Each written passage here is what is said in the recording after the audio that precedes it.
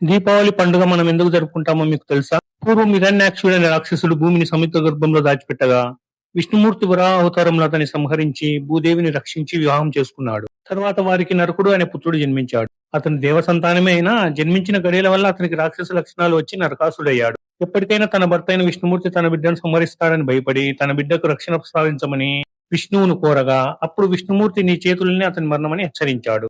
తర్వాత నరకుడు జనక మహారాజు వద్ద సిద్ధి నేర్చుకుని శక్తివంతుడయ్యాడు. కామాఖ్యను రాజ్యధానిగా చేసుకుని ప్రాగ్య జ్యోతిష్యపురమును పాలించాడు. నిత్యం కామాఖ్య దేవిని తల్లిలా పూజిస్తూ ప్రజలను సంతోషంగా పరిపాలించేవాడు. అయితే తన పక్క రాజ్యంలో ఉన్న బాణాసురుడు అనే రాక్షసుడి ప్రభావం వల్ల అతను కూడా రాక్షసుడిలా మారిపోయాడు. దేవతలను రాజులను జయిస్తూ వారి రాజ్యంలోని ఆడవారిని చెరపట్టాడు. స్వర్గాధిపతి అయిన ఇంద్రుని తరిమివేసి స్వర్గాన్ని ఆక్రమించాడు. 16,000 మంది యువరాణులను బంధించాడు. అప్పుడు దేవతలు శ్రీకృష్ణుని ప్రార్థించగా భూదేవి రూపమైన సత్యభామతో కలిసి శ్రీకృష్ణుడు నరకాసురుడితో ఘోర యుద్ధం చేశాడు.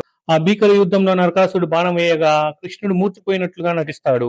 అప్పుడు సత్యభామదేవి ఆవేశంగా కృష్ణుడి విల్లు తీసుకుని నరకాసుడిపై బాణం వేసి సంహరిస్తుంది. నరకాసుని సంహారంతో సకలలోక వాసులు దీపాలను వెలిగించి ఆనందం పంచుకున్నారు. అప్పటి నుండి ఆ రోజు నరక చతుర్దశిగా, మర్నాడు దీపావళి పండుగగా జరుపుకుంటున్నాం. ఈ దీపావళి పండుగ మనందరి జీవితాల్లో వెలుగులు నింపాలని కోరుకుంటూ అందరికీ దీపావళి శుభాకాంక్షలు.